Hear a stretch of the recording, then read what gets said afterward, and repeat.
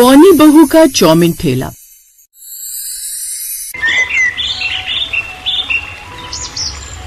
हमें तो समझ नहीं आता जी, हमारी बेटी का कौन हाथ थामेगा। भले ही हमारी बेटी की उम्र 25 साल है, लेकिन इसकी हाइट किसी 5 साल की लड़की से ज्यादा नहीं। भाग्यवान, तुम क्यों परेशान होती हो? अरे क्या हो गया? अगर हमारी नेहा की हाइट नहीं बढ़ रही तो तुम देखना, एक बहुत अच्छा रिश्ता आएगा उसके लिए। अजी क्या खाक आएगा? इस 3 फुटिया लड़की को कौन अपने घर की बहू बनाएगा। जहाँ सुनीता और रघु आपस में बात कर रहे थे, तो वही दरवाजे के पास खड़ी नेहा अपने माता पिता की बातें सुन रही थी। और अपनी माँ की बात सुन नेहा की आंखें नम हो जाती हैं और वो अपने दुखों को छुपाते हुए अपने कमरे में चली जाती है। दरअसल नेहा, जिसकी उम्र 25 साल की थी, उसकी शादी के लिए उसके माता पिता काफी परेशान हो रहे थे, क्योंकि उसकी शादी नहीं हो रही थी और इसका कारण उसकी हाइट थी। ऐसे ही एक दिन रघु अपने हाथों में मिठाई का डब्बा लेकर आता है और सबका मुंह मीठा कराते हुए कहता है, तुम कहती थी ना सुनीता कि हमारी नेहा के लिए इस दुनिया में कोई लड़का नहीं बना, पर तुम्हारी बात झूठ निकली। अरे शहर से एक लड़के का रिश्ता आया है, वो कल नेहा को देखने के लिए आ रहे हैं। ये तो बहुत अच्छी बात है कि शहर से लड़के वाले हमारी नेहा को देखने आ रहे हैं। बस उन्हें हमारी नेहा पसंद आ जाए। माँ, आप हर बार इस तरह क्यों बोलती हो?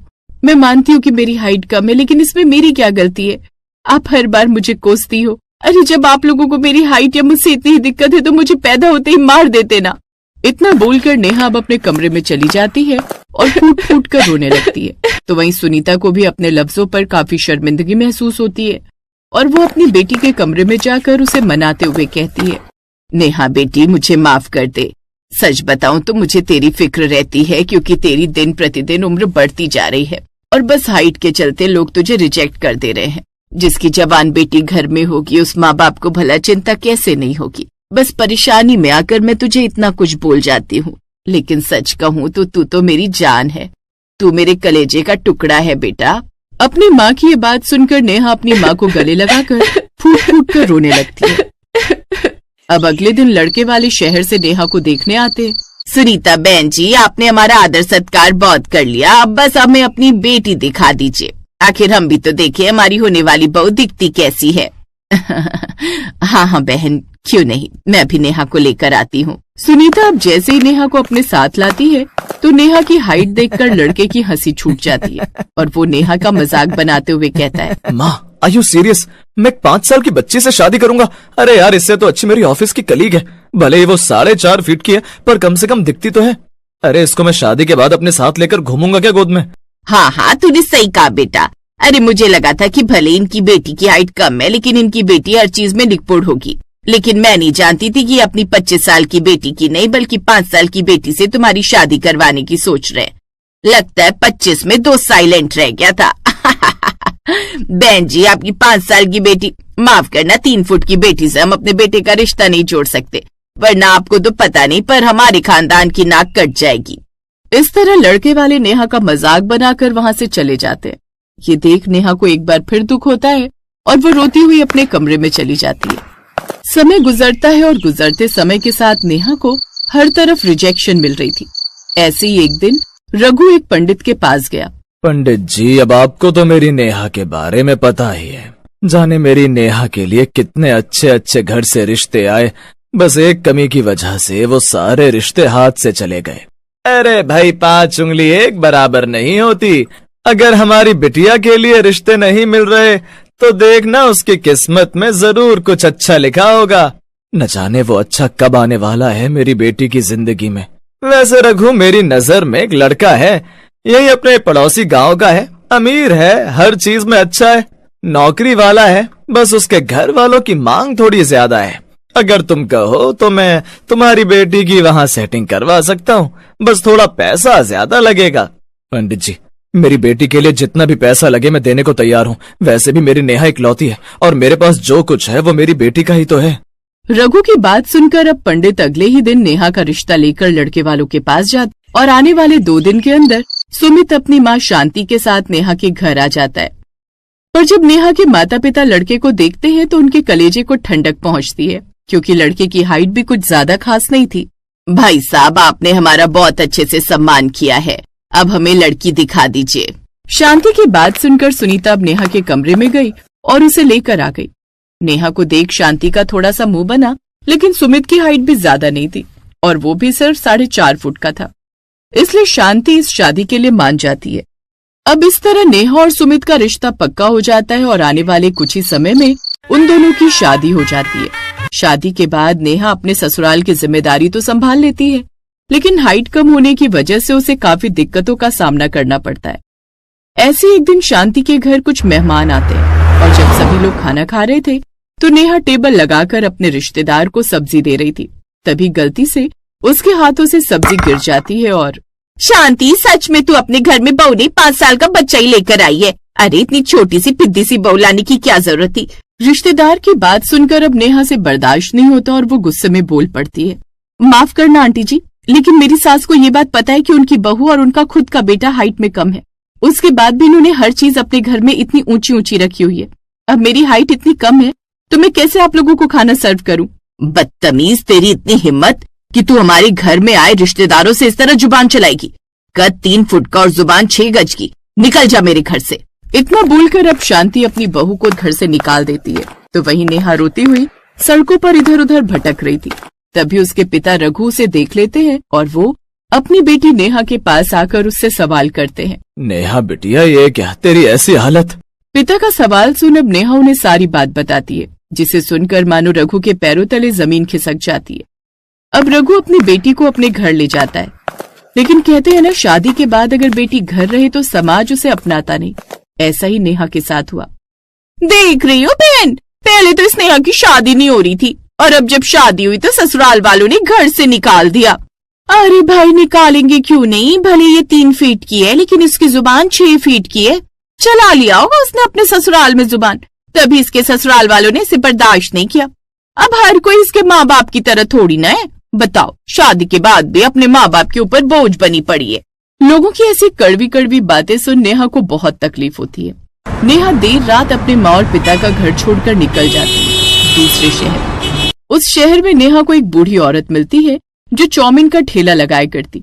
वो बूढ़ी औरत जब नेहा की ऐसी हालत देखती है तो उसे अपने साथ रख लेती है और अब वो उसे चाउमीन बनाना सिखाती है। नेहा बेटा, अगर तुम इस चाउमीन में लाल मिर्च के साथ ही चटपटे मसाले डालोगी तो तुम्हारी चाउमीन पूरे गांव में खुशबू करने लगेंगे और ना चाहते हुए भी ग्राहक तुम्हारी ओर खींचे चले आएंगे। बूढ़ी औरत के बताए अनुसार ही अब नेहा चाउमीन बनाती और बौनी नेहा उस औरत का ठेला संभालने लगी। समय गुजरता है और गुजरते समय के साथ अब बौनी बहू के चाउमीन के ठेले के नाम से नेहा फेमस हो जाती है। नेहा दीदी, सच में आपकी चाउमीन में जो स्वाद है वो शायद शहर के किसी रेस्टोरेंट में भी नहीं है। आप बहुत टेस्टी चाउमीन बनाती हैं। बहुत बहुत शुक्रिया भाई साहब, ये तो आपका बड़प्पन है कि आपको मेरे हाथ की बनाई हुई चाउमीन पसंद आ रही है। इस तरह लोगों को नेहा के हाथों की चाउमीन काफी पसंद आने लगती है।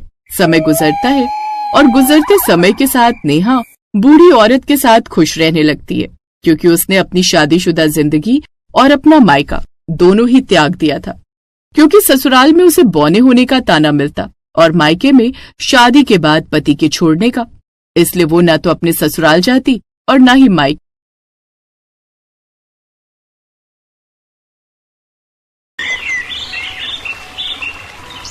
माधोपुर गांव में पार्वती अपने बूढ़े पिता के साथ रहती थी। पार्वती के पिता एक गरीब किसान थे जो खेती करके अपने परिवार का गुजारा करते थे। पार्वती की मां कई साल पहले ही मर गई थी, जिस कारण पार्वती ने घर का कामकाज छोटी उम्र में ही संभाल लिया। पापा आप आ गए, हाथ मुंह धो लीजिए, मैं खाना लगा देती हूँ। ठीक है बेटिया, वैसे भी आज बड़े जोरों की भूख लगी है। कुछ देर बाद पार्वती अपने बाबा के लिए भिंडी की सब्जी और रोटी लेकर आती है, जिसे खाते ही रामदीन अपनी उंगलियां चाटता रह जाता है। वाह बेटिया, क्या स्वाद है तेरे हाथों में। सच कहूँ तेरी माँ भी अच्छा खाना बनाती थी, लेकिन तू तो अपनी माँ से भी ज्यादा अच्छा खाना बनाती है। ये हुनर मुझे मेरी माँ से ही तो आया है बाबा। आपके लिए 2 रोटी और ले आऊं?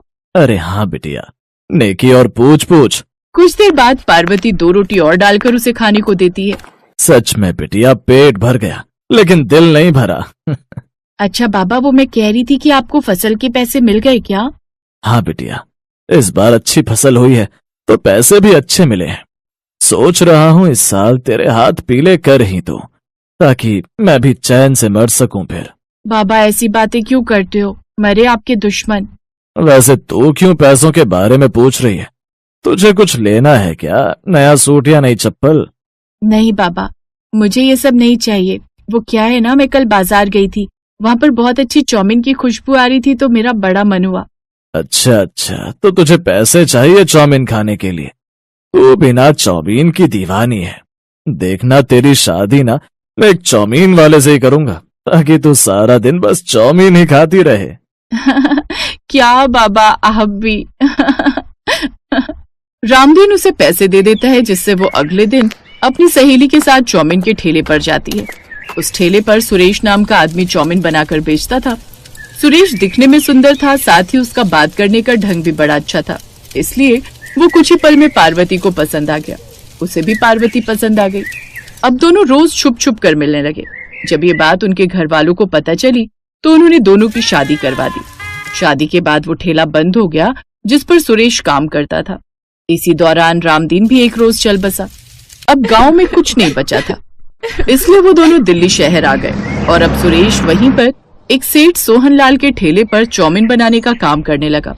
लेकिन एक रोज चाउमीन में नमक थोड़ा ज्यादा होने के कारण ग्राहक चाउमीन बीच में ही छोड़कर चला गया और गुस्से में आकर सोहनलाल ने सुरेश को उसके 2 महीने के पैसे दिए बिना ही नौकरी से निकाल दिया। कैसा घटिया सेठ है वो, उसको तो हाई लगेगी हमारी। अब सुरेश ने दिहाड़ी मजदूरी करना शुरू कर दिया ताकि वो खुद का चाउमीन का ठेला लगा सके।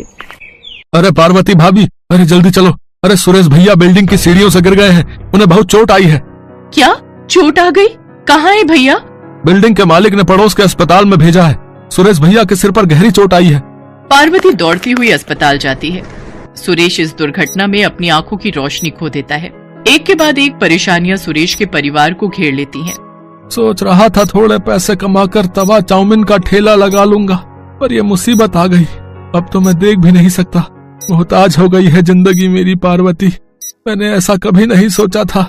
ऐसा न कहो, जिंदगी में अगर परेशानी आई है तो उनसे निकलने का हल भी हम मिलकर ढूंढेंगे।